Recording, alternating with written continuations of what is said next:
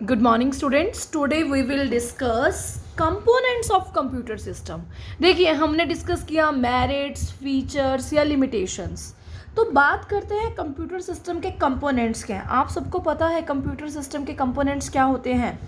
A computer system is made up of a number of electronic components. एक जो computer है वो बहुत सारे कंपोनेंट से मिलकर बना है. तो a computer system is made up of a number of electronic components. Components को हार्डवेयर बोलते हैं और कंपोनेंट्स चार तरह के होते हैं. नंबर 1 कीबोर्ड, आपको पता है keyboard. Second one monitor, screen जो होती है. थर्ड वन सीपीयू, कंप्यूटर का ब्रेन होता है. मैग्नेटिक रिकॉर्डर, जहां मेमोरी स्टोर होती है. तो ये चार कंपोनेंट्स के बारे में हम पढ़ेंगे. Keyboard, monitor, CPU, magnetic recorder. Keyboard और monitor put together are known as terminal. अगर हम कीबोर्ड और मॉनिटर की बात करें तो उन दोनों को इकट्ठा हम टर्मिनल वर्ड यूज़ करते हैं उन दोनों के लिए. कीबोर्ड क्या होता है. कीबोर्ड एक डिवाइस होता है which are use to feed data, जो डाटा फीड करने के काम आता है या प्रोग्राम्स फीड करने का काम आता है इनटू अ कंप्यूटर में.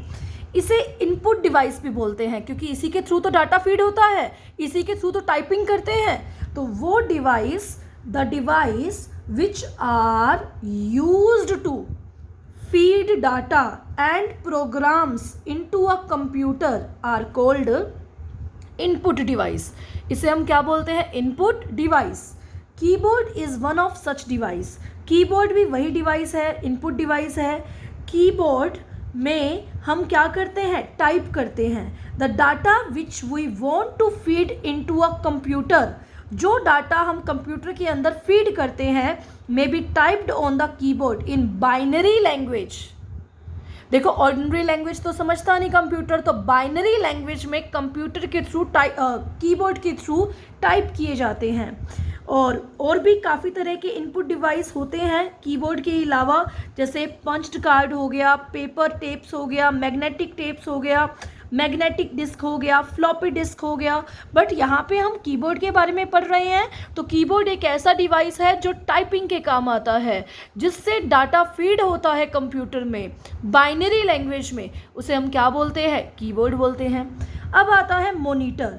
मॉनिटर आपको पता है स्क्रीन, यानी कंप्यूटर जिस पे रिजल्ट को डिस्प्ले करता है, रिपोर्ट को डिस्प्ले करता है, आंसर को डिस्प्ले करता है, दिखाता है, उस स्क्रीन को क्या बोलते हैं, मॉनिटर. मॉनिटर आउटपुट डिवाइस होता है. मॉनिटर क्या होता है, output device. Results are displayed on the screen in the language which can be easily read and understood by the user. जो भी रिजल्ट दिखाए जाते हैं इस मॉनिटर पे, इस स्क्रीन पे, उस लैंग्वेज में दिखाए जाते हैं जिसे यूज़र यानी हम लोग इजीली अंडरस्टैंड कर सकें, इजीली रीड कर सकें. जो मॉनिटर है उसके अलावा और काफ़ी सारे आउटपुट डिवाइस भी होते हैं, जैसे हार्ड कॉपी हो गया, प्रिंटर हो गया. ये भी एक तरह का आउटपुट डिवाइस है क्योंकि which print the result shown on the screen. Screen पे जो भी रिजल्ट है उसको प्रिंट फॉर्म में कौन लेके आता है, प्रिंटर लेके आता है. तो मॉनिटर भी आउटपुट डिवाइस है. ये जो प्रिंटर है या हार्ड कॉपी है ये भी आउटपुट डिवाइस है. तो अभी तक हमने दो कंपोनेंट्स के बारे में पढ़ा. सबसे पहला कंपोनेंट है कीबोर्ड. अगर कीबोर्ड ना हो तो कोई भी डाटा फीड नहीं हो सकता. मॉनिटर स्क्रीन, यानी रिजल्ट कहाँ डिस्प्ले होगा, आंसर कहाँ डिस्प्ले होगा, स्क्रीन पे. उस स्क्रीन को क्या बोलते हैं, मॉनिटर. उसके बाद है CPU, most important and main part of computer which consist group of computer electronic circuits. कहते हैं सबसे इम्पॉर्टेंट पार्ट होता है सीपीयू. सीपीयू को कंप्यूटर का ब्रेन कहा जाता है. इट इज़ अ ब्रेन और decision making part of computer which performs all the operations in accordance with the program feed into a computer. Programmer ने जो भी प्रोग्राम फीड किया है उसके अकॉर्डिंग काम कंप्यूटर करता है. किसके थ्रू, सीपीयू के थ्रू. तो सीपीयू क्या है, ब्रेन है, डिसीजन मेकिंग पार्ट है, which performs all the operations, जो सारे ऑपरेशंस को परफॉर्म करता है in accordance with the program feed into the computer. उसके अकॉर्डिंग जो प्रोग्राम फीड किए गए हैं. ये जो CPU है ये ऐड करने में, मतलब सम्स में, सब्ट्रैक्ट यानी माइनस करने में, मल्टीप्लाई करने में, डिवाइड करने में डिफरेंट नंबर्स को हेल्प करता है।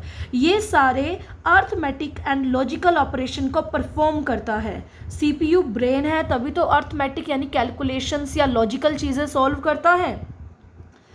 इट कीप्स यानी CPU सभी ऑपरेशंस पे फुली कंट्रोल रखता है, जैसे other units of computer such as keyboard, monitor, magnetic recorder, printer, सभी ऑपरेशंस पे क्या करता है, फुल कंट्रोल रखता है। CPU कंप्यूटर का ब्रेन होता है। विदाउट CPU कंप्यूटर की मेमोरी नहीं होती। विदाउट CPU कंप्यूटर कुछ नहीं कर सकता। ऐड, सब्ट्रैक्ट, मल्टीप्लाई, डिवाइड सब कुछ CPU के थ्रू होता है। चौथा है magnetic recorder. This unit permanently store the data और इंफॉर्मेशन जो कंप्यूटर में फीड की जाती है वो कहाँ पे सेव होती है, मैग्नेटिक रिकॉर्डर में। इसे मेमोरी यूनिट भी कहते हैं। इसे क्या बोलते हैं, मेमोरी यूनिट।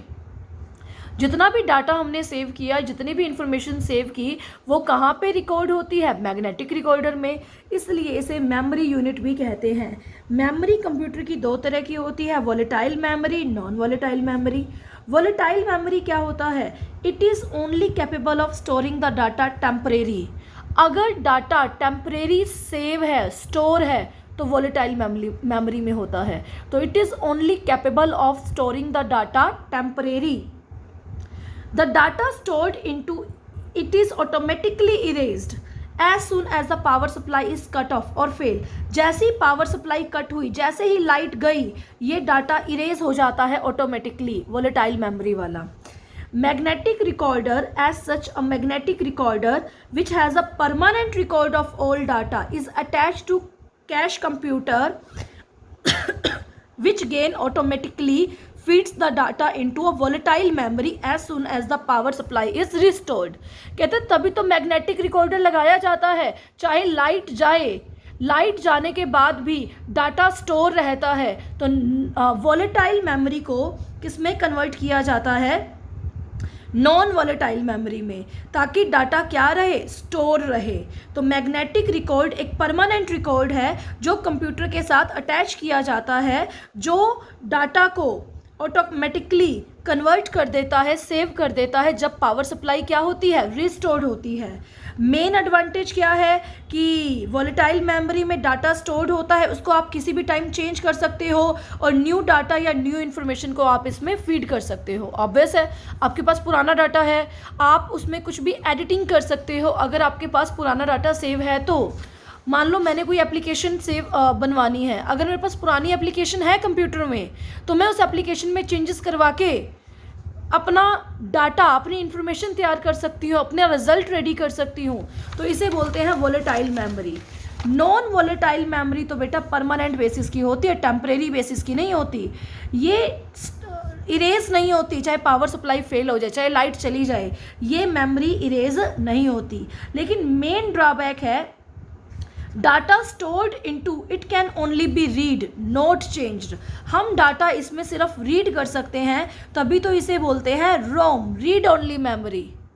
ठीक है, इसे क्या बोलते हैं, read only memory. Read only memory कौन सी मेमोरी होती है, नॉन वोलेटाइल मेमोरी होती है। इसकी यही डिसएडवांटेज है कि ड्रॉबैक है, इसमें डाटा सिर्फ रीड कर सकते हैं, चेंज नहीं कर सकते। लेकिन वोलेटाइल मेमोरी जो हमने लास्ट में पढ़ी, उसको हम चेंज कर सकते हैं। Is this clear? तो ये जो है, ये कंपोनेंट्स है कंप्यूटर सिस्टम के। तो कितने कंपोनेंट्स हुए, 4। Number 1 keyboard, second 1 monitor, third 1 CPU, fourth 1 magnetic recorder. Keyboard input device है, मॉनिटर आउटपुट डिवाइस है, CPU ब्रेन है, मैग्नेटिक रिकॉर्डर मेमोरी है। दो तरह की होती है, volatile, non volatile. Volatile temporary memory होती है, नॉन वोलेटाइल परमानेंट मेमोरी होती है, जो इरेज नहीं होती चाहे लाइट कट ऑफ हो जाए।